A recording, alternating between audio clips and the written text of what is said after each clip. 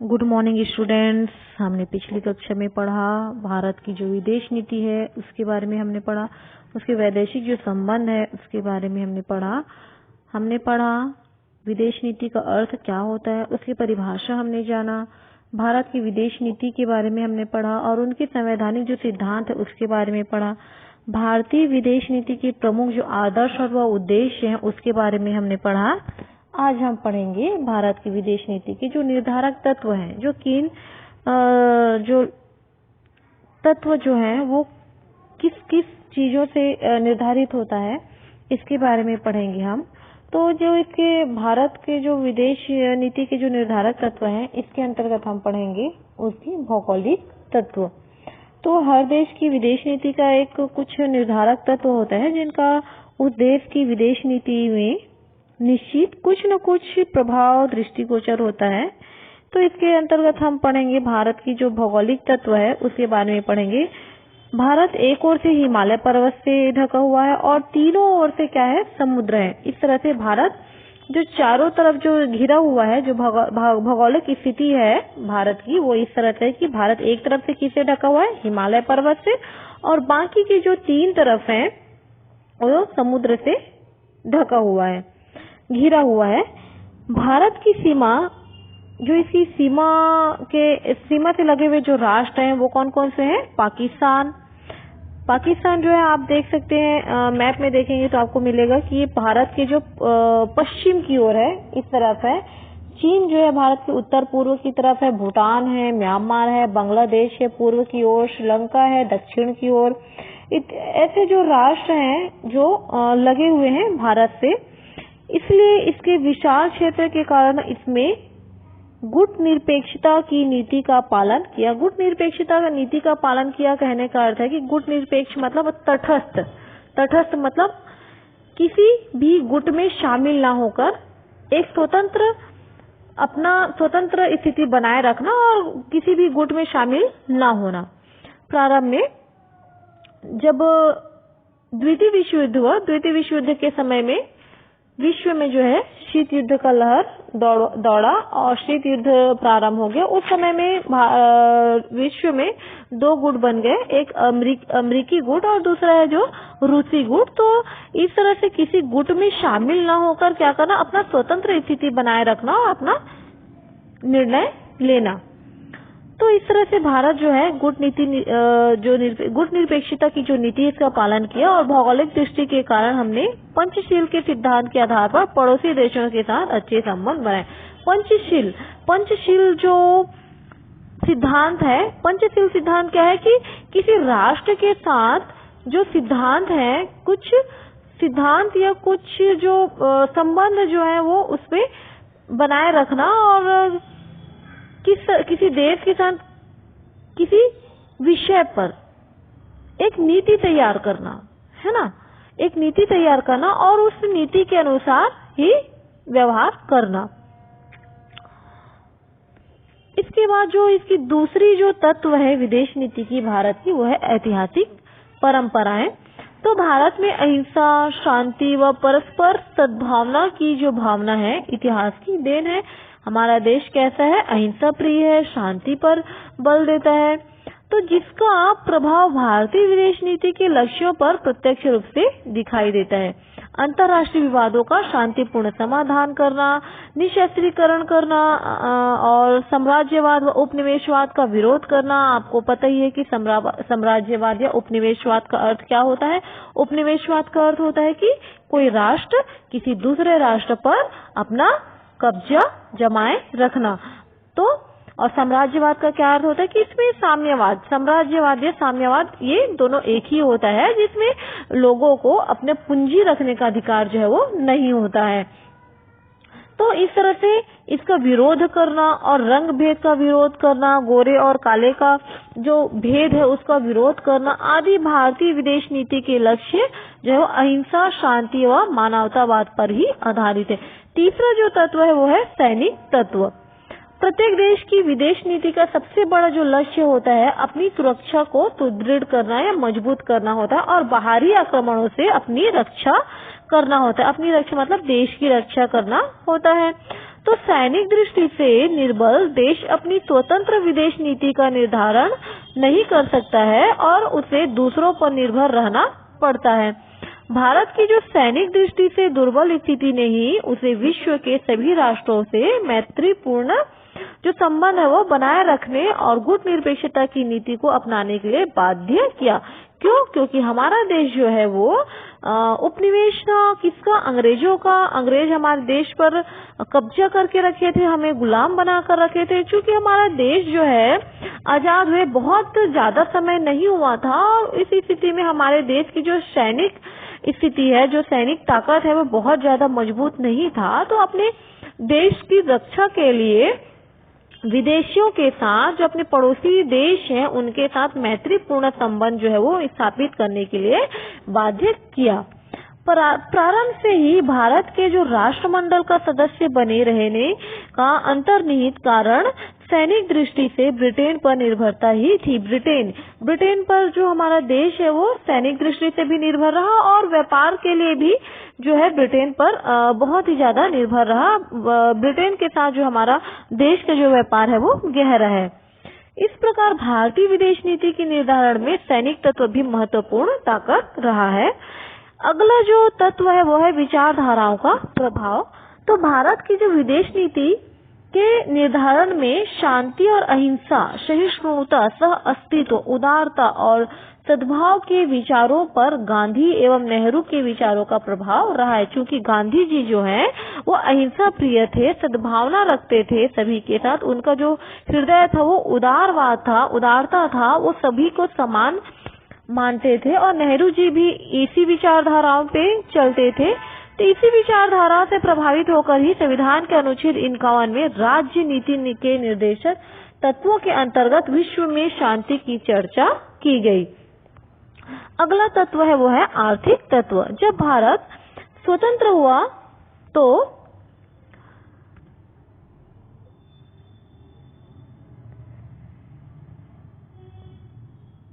उसकी जो आर्थिक दशा अत्यंत शोचनीय और दयनीय थी। क्यों? क्योंकि हमारा देश जो है वो गुलाम था अंग्रेजों का और अंग्रेज जो है वो यहाँ शासन करते थे। और आजादी के बाद वो जब हमारे राष्ट्र को छोड़ के गए तो हमारे राष्ट्र की जो बहुमूल्य और कीमती जो वस्तुएं थी उनको अपने साथ लेकर चले गए। तो हमारे देश की जो आर्थिक स्थिति थी वो बहुत ही दयनीय थी और ऐसी स्थिति में सुधार करके अपनी आर्थिक उन्नति करना तभी संभव था जब अंतर्राष्ट्रीय शांति बनी रहे, ताकि कोई भी दूसरे राष्ट्र के साथ हमारे राष्ट्र का जो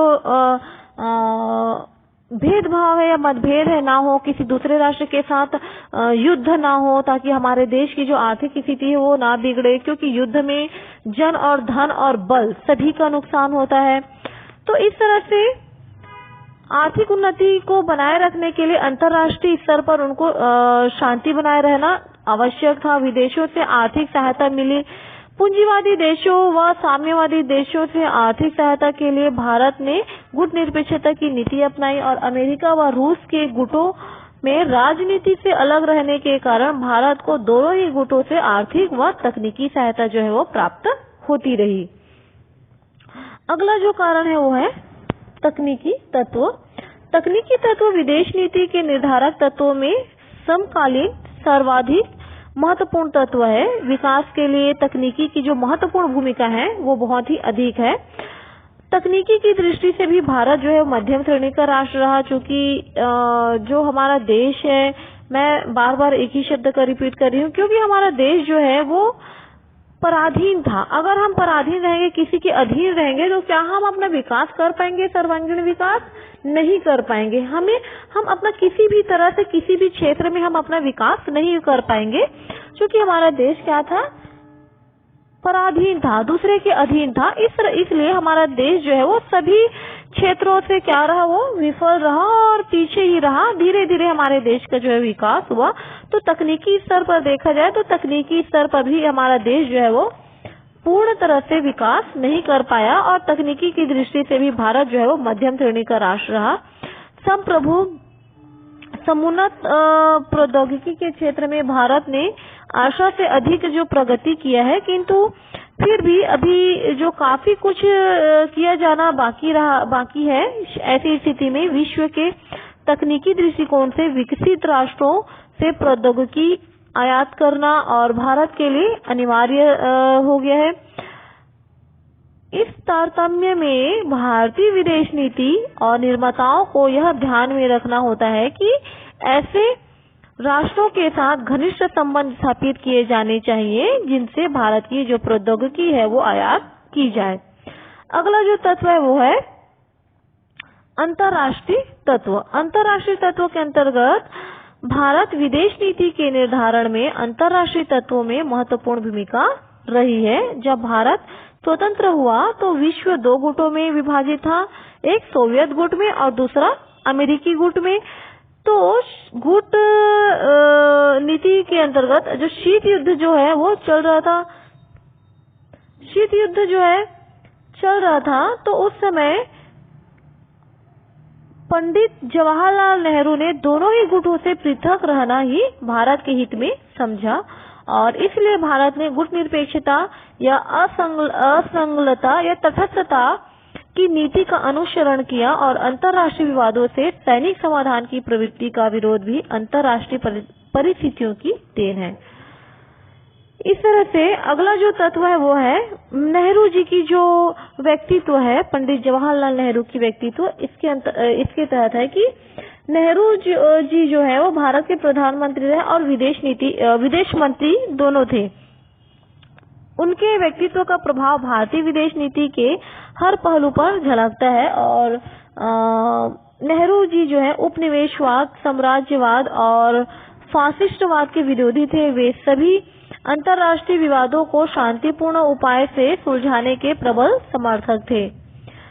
पंडित जवाहरलाल नेहरू जी हैं, उन्होंने महाशक्तियों के संघर्ष में भारत के लिए गुट निरपेक्षता की नीति को सर्वोत्तम मानते थे। अपने इन्हीं विचारों के अनुरूप उन्होंने भारत की जो विदेश नीति को ढाला और आज इसका जो कुछ भी रूप है वह नेहरू जी के विचारों का ही मूर्त रूप है। अगला जो तत्व है वो है राष्ट्रीय चरित्र।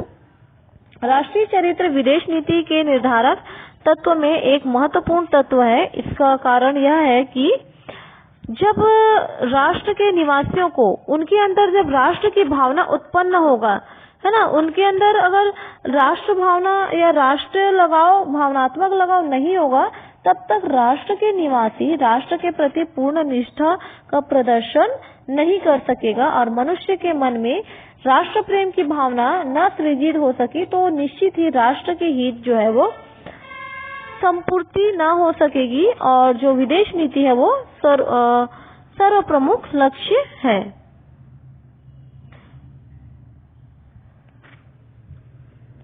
अगला तत्व है राष्ट्रहित।